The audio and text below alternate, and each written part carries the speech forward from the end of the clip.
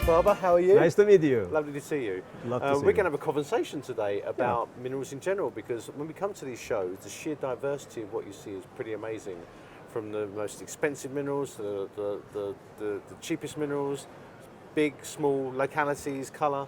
And so with that, the question always comes up to people who want to get into mineral collecting: what should I collect, or how should I collect? Well, I would like to introduce this topic. It will be a great pleasure because one of the most common questions when the customers comes to our booth is, Jordi, or what kind of mineral I should collect? Big, small, expensive? I should collect golds, I should collect rare minerals, I should collect new things, I should collect classics, and it is not an answer to that. Yeah. Because everybody should collect what they like. Sure. Not following any rule telling him that you should collect this because it's good, because it's small, or you should collect this because it's new. Or I believe that the freedom on this field is the best. And I would like to present to you some examples of the minerals which could be very small or very big, and very expensive and very cheap, and giving the overview about what could be a good change for collect minerals. Okay. All right. Okay. So we have the box. Here's the box.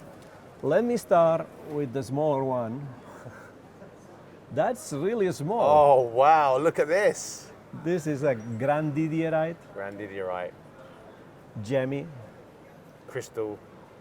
Yep. These came out just probably recently, this one? Yeah, past year, at the end of past year. Last year, yeah. Very collectible. They have been known in the past, but suddenly there was a find of these beautiful terminated crystals. Most of them, well, all the really good ones, are cut as gems, weren't they? Because it's a gem species that's very highly desired. That's right, and in the past it was unknown. So the grandidierites mined in Madagascar 30, 40 years ago, they never came out in gemmy crystals. No. They were just opaque, and it was very interesting in terms of mineralogy, but not gemmy. Yeah. But the funny thing is that my smaller piece in this box, it's at the same time the more expensive one. So the tiniest crystal you have here is the most expensive. Yeah. What it means that the price of the minerals are not related with size, are not related with perfection, are related with the quality. And quality means transparent, sharp termination, and very unusual. Yeah. And if it is a gemstone, that can be cutted even better. Yeah. And of course the colour as well, isn't it? The colour is everything in these things. That's a very distinctive, beautiful colour. Absolutely. Yeah. Okay. Okay, so we started with the smaller one, and now we will go to the bigger one. Classic. Look at that, classic dolomite. Correct, that's from Spain, from Spanish the classic quarry, Eugi, giving the best dolomites in the world during the 70s. And that's really large. This was an amazing find, wasn't it, in the grand scheme of dolomite? Yeah. When you look at other dolomites, people think of, the curved, saddle-shaped crystals and small rhombs, and suddenly these appeared. Absolutely fantastic. And it is really large, and coming back to our topic, if you like this and you have room, why not buy this? Because it's a great piece. If you have no room and you like gemmy minerals, go ahead with the grandidierite. Yeah. Again, it's no low, it's the thing you really like. Yeah. And make your choice, think about your budget, and then decide what kind of collection you want to build. You can take everything, or you can take some limitations, some spaces, like small, like a big, like a expensive, like a new. Talking about new, let me show you also what could be another possibility.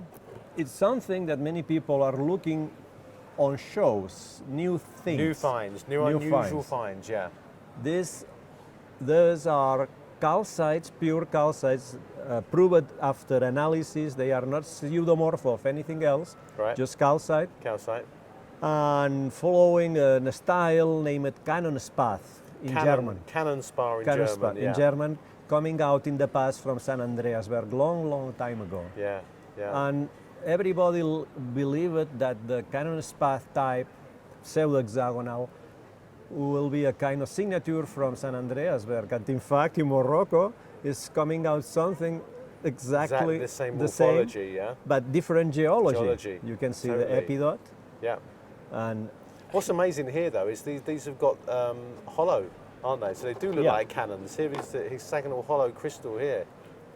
And these are with epidotes, yeah? yes, and on this larger piece, you can see the same thing, but even larger. Oh, wow, look at that. So it just shows you. Oh, that's beautiful. Look at that group. It's almost like these are grown over the top of this. Is that right? Or is All it right. some sort of skarn deposit or something? A yes? skarn deposit, yeah. The Emil Chill name gives the name for a big skarn with cyanite intrusions. Right. So giving a lot of diversified species, a lot Species, of different yeah. presentations, and Yeah. always giving something new. Yeah. So it's becoming a classic in shows to give new stuff. New stuff, yeah. Like those, for example. And this is so, yeah, as you say, this is a new find. Yes. And I suppose established collectors who might already have a collection are looking for those new material. Yes, many people going to shows to collect what is new. Yeah. So that's a good example of what is new. And again, we have two different sizes. Yeah. So you can get what's new in a small or big. or big, depends what you It's up like. you. No rules. But of course, it does also depend on the things become rare, don't they? Yeah. They become classic localities. Like, Yeah. does the dolomites? You can still comes out the ground. It's still Yeah. producing. No, the mine, all this material came out between 970, Yeah. 974, Yeah. because one of the geologists of the mine liked it so much, the dolomites, that they worked not following Not the follow- magnesite, it's a magnesite quarry, but Right. following the dolomites.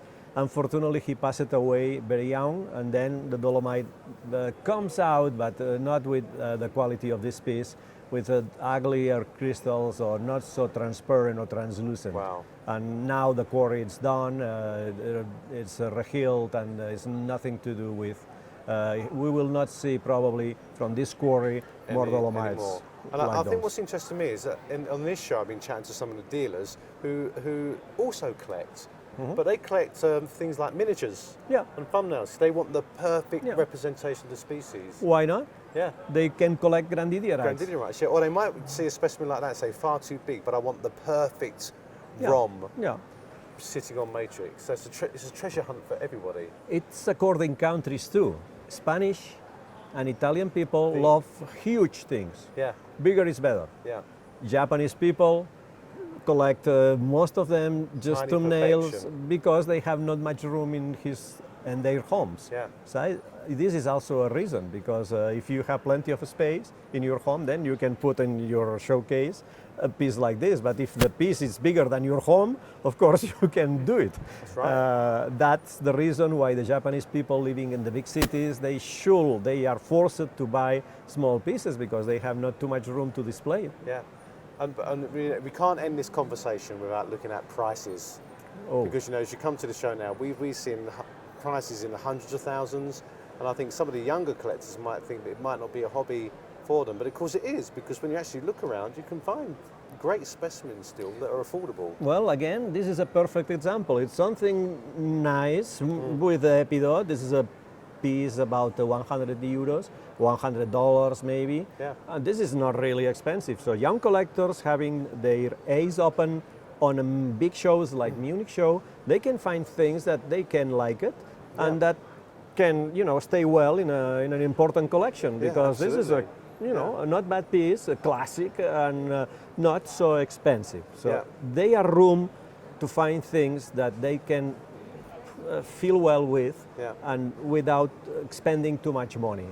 But you need to do a lot of work Yeah, and that's right. search during all show, and watching hundreds and hundreds booths, and asking if they have something down the table. It's a lot of work. It Yeah. takes 3-4 days work, but sometimes it's reward, like this or like other pieces that can make you happy. Yeah, and that's, look at the theme of the show, the special exhibition series, like whoever collects makes history. Yeah. And by collecting, you are preserving some history, but you're a guardian Yeah. of that history as well. Oh, well, you save it of the destruction, Yeah. or you save it that something that will never come out if you don't look for and you pay it well. Yeah. Let me give you a very good example about this, Okay. and related with those calcites. Take this. This, I saw that earlier when I came in, actually. this is the Sagrada Familia in Barcelona. Okay? Okay, right, yes. Those were the first calcites coming out from this deposit. Really? And they are in the surface, and as you can see, they are not so nice, not a nice form, a good shape, but they are corroded on the surface, they are not shiny.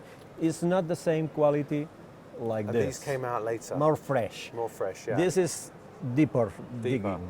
Yeah. So And they dug deeper because they got some money for those. Then they have the desire to win more look money, further. and when they worked hard, they dug deeper, and they found this, which Yeah. is much better, or this. And so there's often, when these things first come out, there's an evolution, isn't there, in the deposit, Yeah. because they have the investment to find what is there. And Exactly. sometimes it runs out and that's it, and sometimes we see thousands. Yeah. It depends, doesn't it? Yeah, if no one bought this and no one paid nothing for this, and any collector who was interested for this, we will Never find never those. found that, Yeah. because they will just leave the place and they will search other material Yeah. in other places. So you're really, by collecting, you're also investing in possible discoveries Yeah, later. and stimulating the people who are searching in new finds, Yeah. buying not exciting things in the beginning, just to try to make a motivation today Yeah. to work more and find better things. Yeah. And it's also, we must never forget the science of mineralogy No. as well, because that's important. I know you're very Yeah. passionate about that as well. Well, related with science, in the beginning when they found those pieces, everybody, and even myself, I say that this is a pseudomorphose. I was sure that that could be a kind of replacement of Replacement, apatites yeah, or yeah. something Yeah, else. pseudomorph, yeah. Apatite is frequent in the nil-chill zone. I brought to labo, they make analysis, they even cut it one piece, they analyze the center of the Center. crystal, calcite, All wall the way calcite. through. And then came back to my mind the Cannon Spath from San Andreasberg. And I said, oh, if everything is calcite, yes, it could be that kind of calcite from San Andreasberg, name it Cannon Spath, and it's what it is. Let me finish just showing another kind of collection. That's many people who are doing this. This is a large gold Oh, well, yes. from Guyana, from French Guiana. And if you like golds and silvers and gemstones, why not? Yeah. If you have the budget to afford and you want to collect just this kind of material because you feel well having the so expensive stuff that has always a safe value, says, why not? So Absolutely, yeah. And I tell you what, I call these like public engagement rocks, because when you've got children Yeah. and you put one of these in their hand, they go, one is gold, it's valuable, and they go, wow, it's so heavy. so heavy. Yeah. So it's the first, obviously, sometimes their first Yeah. thing into science, and like, Yeah. why Yeah. is it so heavy? Yeah. And you can start doing chemistry and Yeah, then you can explain a lot Yeah. of things that maybe you can't explain with a calcite With like that, this, yeah. because they are not excited. But you say the magic word gold, and you catch. emotive and stories and treasure hunting, and that's a lot of young kids get into the subject by those sort of things as well. That's the story. Collect what you want Yeah. in the terms you want, Yeah. according your budget, and be happy doing that. And you can change anytime you like to do something else if you so desire. You can collect some other species or other themes. It's down to you. Do the thing that makes you happy. Absolutely. That's the thing to do. Absolutely. Well, Geordie, it's been a real pleasure talking about Always this. a pleasure. And I hope to see you next year in the same place. I expect to be here. Thank you. Thank you very Cheers. much.